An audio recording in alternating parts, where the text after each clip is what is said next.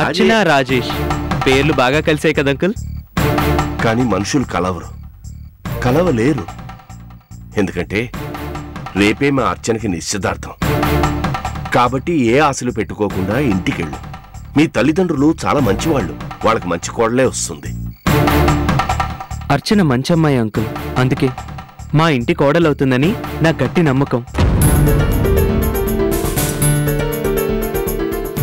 బాబు అర్థం చేసుకో, విసిగించకు.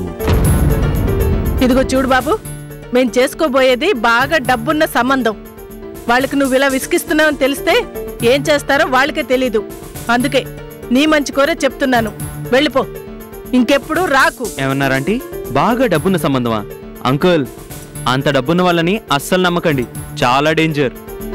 అంత డబ్బున్న వాళ్ళు మనలాంటి మిడిల్ క్లాస్ ఫ్యామిలీకి వచ్చారంటే ఆ కుర్రోళ్ళు ఏ ప్రాబ్లం ఉందో ఏంటో. హెల్త్ గిల్తూ బాగానే ఉంది కదా, వాడికి ఇంతకు ముందు పెళ్లి గిల్లి అయిందేమో కనుక్కోండి. హడావిడి పడి పెళ్లి చేస్తే వాడి పెళ్ళాల లిస్టులో మీ అమ్మాయి 3వ 4వ అయ్యుండొచ్చు. ఏంటా మాటలు? కడుపు అన్నం తింటున్నావా, గడ్డి తింటున్నావా? పచ్చి కాయగూరలు తింటున్నానంటీ. 24 క్యారెట్స్ హెల్త్ నాది. మీ తల్లిదండ్రుల మీద ఉన్న గౌరవంతో ఇంతసేపు నిన్ను భరించాను, ఇంకా భరించడం నా వల్ల కాదు, వెళ్ళు. అంకుల్, మీరే నన్ను అర్థం చేసుకోండి. ఏమో రేపేమవుతుందో ఎవరు చెప్పగలరు? నన్ను వెయిటింగ్ లిస్ట్లో పెట్టుకోండి ప్లీజ్.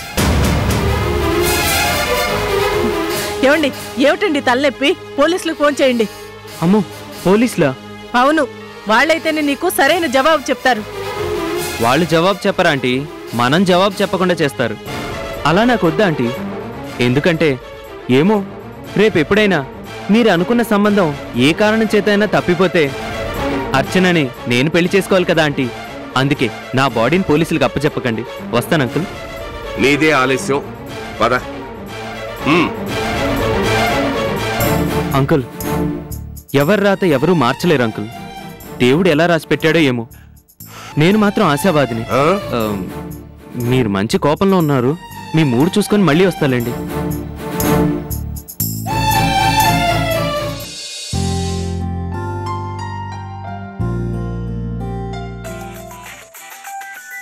అమ్మా, ఫోన్ వస్తుంది, ఎవరో చూడు. ఫోన్ పక్కనే ఉంది, చూడొచ్చు కదా. గోరింటాకు పెట్టుకున్న చేతులతో నేను ఎలా చూస్తాను? బాగానే ఉంది. I love you. బాబు కృష్ణ. ఆంటీ మీరా? అమ్మాయి గోరింటాకు పెట్టుకుంది బాబు. ఒక్క నిమిషం, అబ్బాయి లైన్లో ఉన్నాడు, స్పీకర్ ఆన్ చేస్తాను, మాట్లాడు. హలో హలో హలో, ఏంటి సంగతి? మన ఎంగేజ్మెంట్ అరేంజ్ చేశారు. ఈ విషయం చెప్పాలని చేశాను. ఆఫ్ కోర్స్ ఈ విషయం నీకు తెలిసే ఉంటుంది, అయినా నేను స్వయంగా చెప్పాలని చేశాను. థ్యాంక్స్. మొత్తానికి ఆ దేవుడి దయ వల్ల ఎంగేజ్మెంట్ వరకు వచ్చింది. దేవుడి దయతో పాటు నా కష్టం లేదా? ఉండొచ్చు. అయితే ఏంటంట? అయితే ఏంటా? నా కష్టానికి నా శ్రమకి గుర్తింపు లేదా? గుర్తింపా? ఏ గిఫ్ట్ కావాలా, అవార్డు కావాలా? ఏం కావాలో చెప్పనా? అడగనా? కృష్ణ, నేను గోరింటాకు పెట్టుకున్నాను. పెట్టుకుంటే చేతులకే కదా, పెదాలకి కాదుగా. కృష్ణ, ఫోన్ స్పీకర్ లో ఉంది. స్పీకర్ ఆన్ చేసావా? మంచి పని చేసావు. ఏమండి అర్చన గారు, మీరు మీ గోరింటాకు పనిలో ఉండండి, మేము మా పనిలో ఉంటాం. నమస్కారం.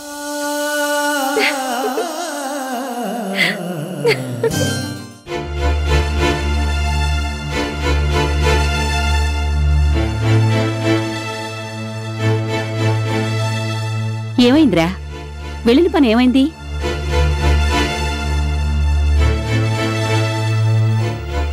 ఒరేయ్, మళ్ళీ మొదలు పెట్టావా? నా ఆశలు ఆవిరైపోయామ్మా. అర్చనకి రేపు నిశ్చితార్థం అంట. అదేంట్రా, పెళ్లి చూపులేం జరగలేదని చెప్పావు కదా? వాళ్ళని ఏ శక్తి కాపాడిందో పెళ్లి చూపులు సక్సెస్ అయ్యి నిశ్చితార్థం దాకా వచ్చిందంట. పోనీలేరా, అర్చన మనకి రాసి పెట్టలేదనుకో. ఏంటి అప్పుడే వేదాంతమా? నాకు ఇంకా ఆశ పోలేదమ్మా. ఏంటి ఇంకానా? అవును, నిశ్చితార్థం జరిగేది రేపు కదా, ఏమైనా జరగచ్చు. అలా ఎందుకు జరుగుతుందిరా? అమ్మా, నువ్వు భక్తురాలివి, నీ పూజలు ఫలిస్తే ఏమైనా జరగచ్చు. ఈ రాత్రి నుంచి రేపు మధ్యాహ్నం వరకు పూజలు చేస్తూనే ఉండమ్మా. అలాగే నాన్న, ఎలాగైనా అర్చన నిన్ను పెళ్లి చేసుకోవాలని భగవంతుని కోరుకుంటాను. అలా వద్దమ్మా, నా టైం బ్యాడ్గా ఉంది. నువ్వు అలా పూజలు చేసినా వర్కౌట్ కాదు. మరి ఎలా పూజలు చేయమంటావు? అక్కడ నిశ్చితార్థం ఆగిపోయేలా చెయ్యి.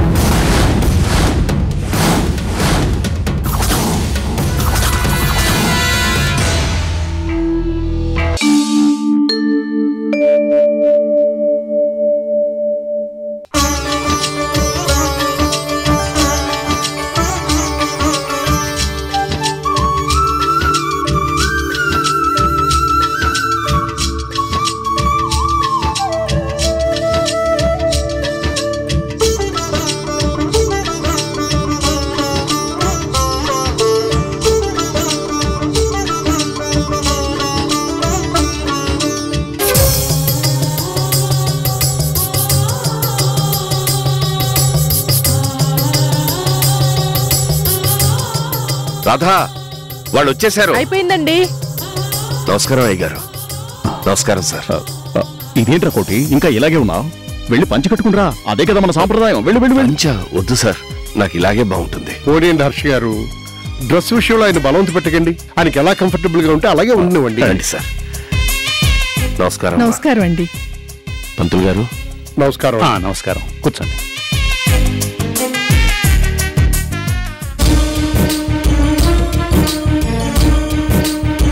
రాబాబు.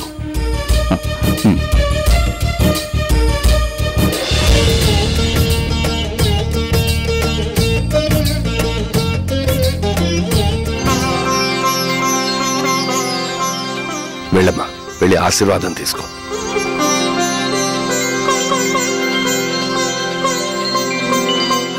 శీఘ్రమే కళ్యాణ ప్రాప్తిరస్తు.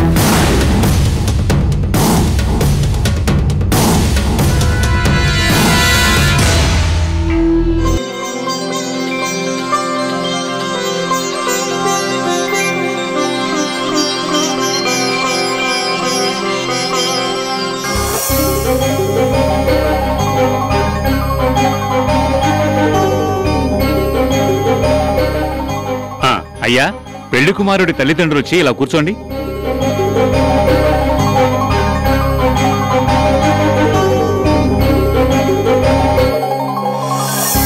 అయ్యా, పెళ్లి కుమార్తె తల్లిదండ్రులు వచ్చి ఇలా కూర్చోండి. వెళ్ళమ్మా రాధా. ఏంట్రా కోటి, ఆలోచిస్తున్నావేంటి? మీరిద్దరు వెళ్ళి కూర్చోండి. హర్ష, అర్చనని మేము కన్నవాళ్ళమైనా చిన్నప్పటి నుంచే అది నీ ఆదరాభిమానాల మీద పెరిగింది. దాని చదువు దగ్గర నుంచి ఈ నిశ్చితార్థం వరకు అంతా నీ ప్రయత్నంలోనే జరిగింది. కాబట్టి ఈ నిశ్చితార్థం నీ చేతుల మీదుగా జరిపిస్తే మంచి జరుగుతుందన్నది నా నమ్మకం. అవును బాబు గారు, మీ దంపతుల చేతుల మీదుగా నిశ్చయితాంబూలాలు ఇచ్చి పుచ్చుకోండి. మా కోసం. హర్ష గారు, ఉన్న ఒక్కగానొక్క కూతురు నిశ్చితార్థాన్ని మీ చేతుల మీదుగా జరిపించాలని వాళ్ళు ఎప్పుడైతే నిశ్చయించుకున్నారో వాళ్ళకి మీ మీద ఉన్న అభిమానం ఏమిటో నాకు అర్థమైంది. వాళ్ళ అభిమానాన్ని గౌరవించండి. సంగీత, నేను కూర్చోను.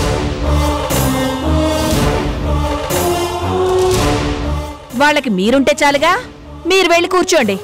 అది కాదు. ఈ విషయంలో దేవుడే వచ్చి చెప్పినా నేను విన్నావు. వెళ్ళండి.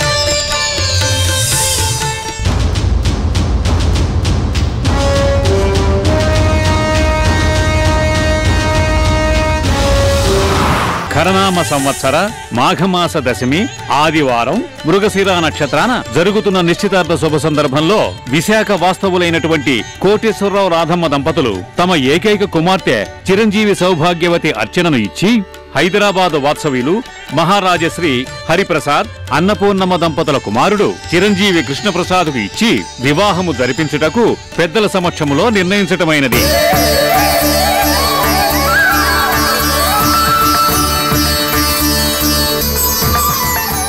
అయ్యా, మీరిరువురు కూడా నిశ్చయతాంబూలాలు మార్చుకోండి. ఓం ధ్రువం దేవా జావరణం ధ్రువం దేవా బృహస్పతి. భాష్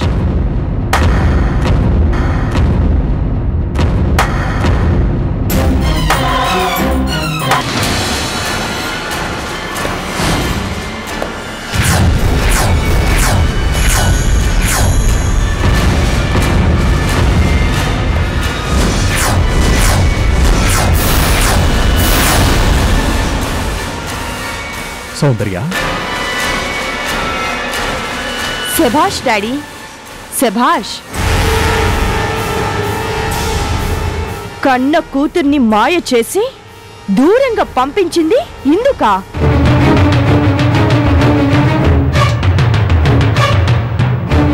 నీ కూతురికి ఏ వ్యక్తినిచ్చి పెళ్లి చేస్తానని మాటిచ్చావో ఆ వ్యక్తిని మరో అమ్మాయికి నీ చేతులారా కట్టబెడుతున్నావా? నిన్ను నేను నమ్మినందుకు ఇంత ద్రోహం చేస్తావా డాడీ? అదిగా సౌందర్య, మాట్లాడకు.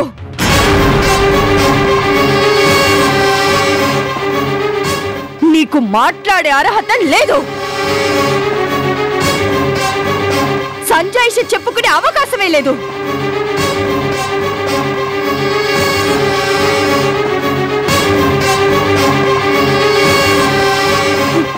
లోకంలో ఇంత చీటింగ్ చేసిన తండ్రి ఎవరికైనా ఉన్నారా డాడీ? అసలు డాడీ అని పిలిపించుకునే అర్హతని కోల్పోయావు. నేను చెప్పేది వినమ్మా. Don't talk mister Harsha. Don't talk. ఏంటి? కృష్ణతో నా పెళ్లి జరగాలంటే నేను మలేషియా వెళ్ళి బిజినెస్ కోర్స్ నేర్చుకోవాలా? బిజినెస్ తప్ప నేను కృష్ణ గురించి ఆలోచించకూడదా? ఎంత నాటకం ఆడావు. నేనేం చేసినా నీ మంచి కోసమే చేశానమ్మా. మంచా?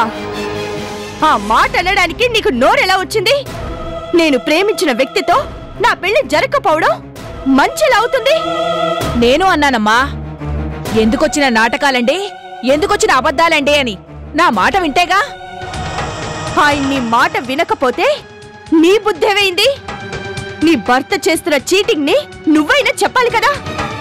ఆయన మోసం చేయకుండా ఆపే శక్తి నీకు లేనప్పుడు ఆ మోసానికి నేను బలి కాకుండా అయినా చూడాలి కదా. ఎందుకు చూడలేదు? నా చేత ఒట్టేయించుకుని నా నోరు కట్టేశారమ్మా. ఒట్టు వేయించుకుంటే చెప్పకూడదా? చెప్తే ఏమవుతుంది? నీ భర్త పోతాడా? మరప్పుడు నీ కూతురి జీవితం నాశనమైనా పర్వాలేదా? బిడ్డ కంటే భర్తే ముఖ్యమా? ఆ భర్తే ముఖ్యం అనుకున్నప్పుడు నా దగ్గర ప్రేమ నాటకాలు ఆడకు. అక్కర్లేని తల్లి ప్రేమని నటించకు. వెళ్ళో.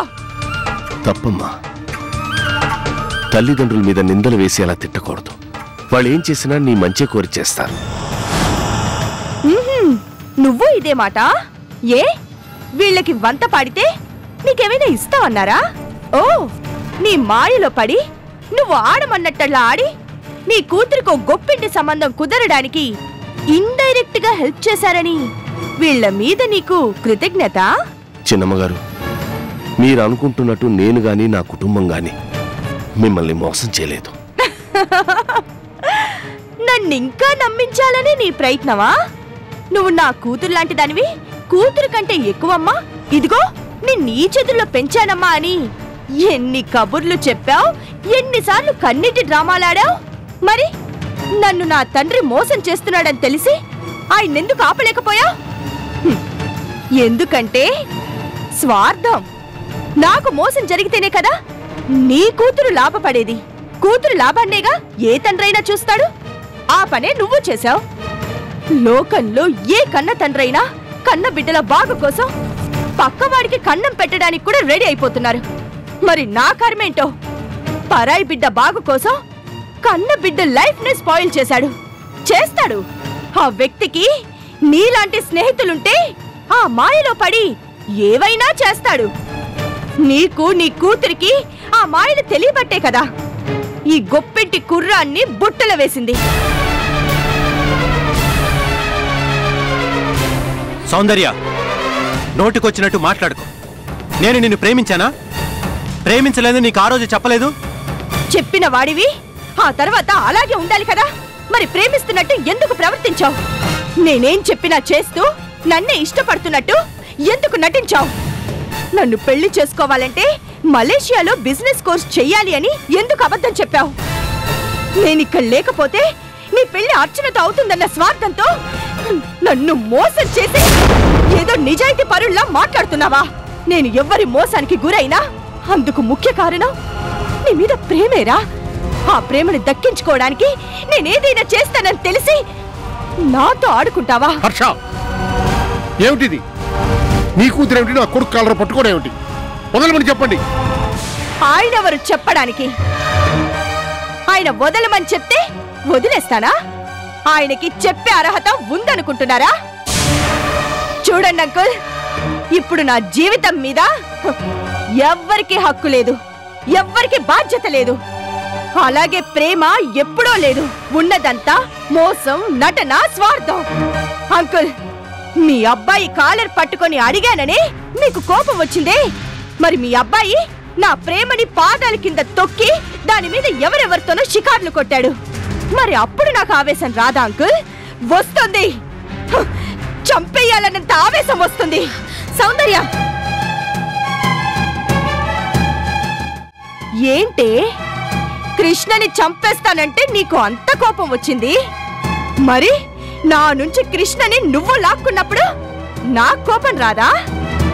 ప్రతి పరీక్షలో నువ్వే ఫస్ట్ వచ్చావు కాబట్టి ఈ ప్రేమ పరీక్షలో కూడా నువ్వే విన్ అవుతావని నీ ధీమా, అవునా? నా చుట్టూ ఉన్న మనుషులంతా నీకే హెల్ప్ చేస్తారని నీ నమ్మకం. అందరూ నీ చుట్టూ ఉంటే నేను ఒంటరి దాన్ని అవుతానని నీ ఆలోచన, అవునా? నీ వల్ల అడుగడుగునే ఇబ్బంది పడుతున్నావు. మళ్ళీ మమ్మల్ని ఇబ్బందులు పాలు చేయకమ్మా. చిన్నదానివైనా నీకు చేతులెత్తి దండం పెడుతున్నాను. దీన్నేమి అనుకు. ఓ, టెంపరీగా నేను పెట్టిన ఇబ్బందికి పర్మనెంట్ గా నా లైఫ్ మీద దెబ్బ కొట్టాలని చూస్తున్నారా? ఇది ఎవరో చేసింది కాదు, అంతా నీ స్వయంకృతం. అంటే నా లైఫ్ ఇలా కావటానికి కారణం నేనేనా? నువ్వే. నీ ఆవేశమే నిన్నందరినీ దూరం చేస్తోంది. నీ అహంకారం నిన్నందరి ముందు శత్రువులా నిలబెడుతోంది. ఆఖరికి నీ తండ్రి చేత అబద్ధం ఆడిచి మోసం చేయించింది కూడా ఈ ఆవేశమే. నీకున్న ఈ ఆవేశంలో నువ్వు ఏమైపోతావో నాకు భయమేసి ఇన్ని అబద్ధాలు ఆడవలసి వచ్చింది. జీవితంలో ప్రతి విషయాన్ని పోటీగా చూస్తావు, గెలిచి తీరాలనుకుంటావు.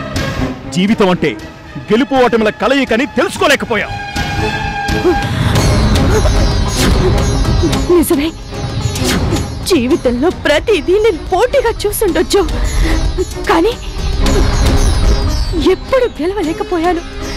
గెలుపు కోసం విసిగి వేసారిపోయాను. కానీ ఈసారి గెలుస్తాను, తప్పకుండా గెలుస్తాను.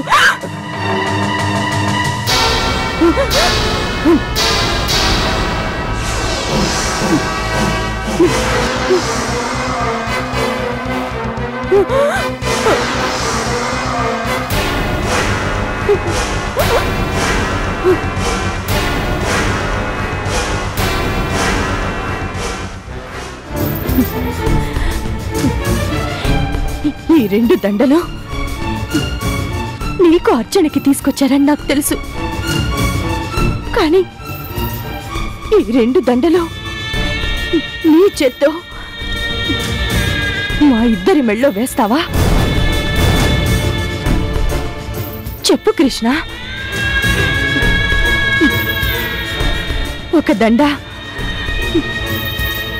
నీ జీవితంలోకి వస్తున్న అర్చనకి వెల్కమ్ చెప్తూ వేయి.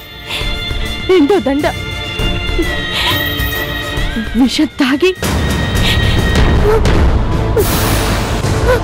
ఈ లోకంలో నుంచి వెళ్ళిపోతున్న నాకు గుడ్ బై చెప్తూ.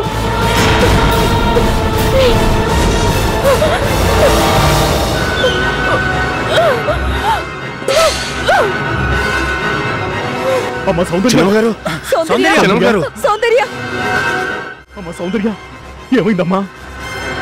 ఎంత పని చేసావమ్మా. రే త్వరగా హాస్పిటల్కి తీసుకెళ్దాం పదరా.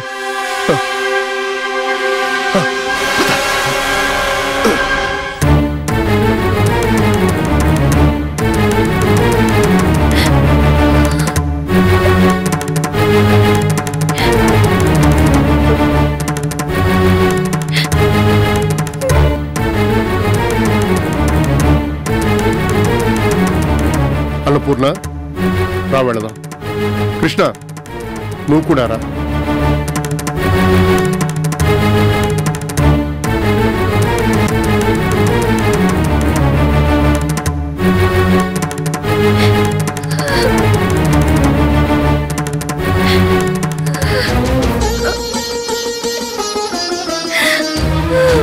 ఆ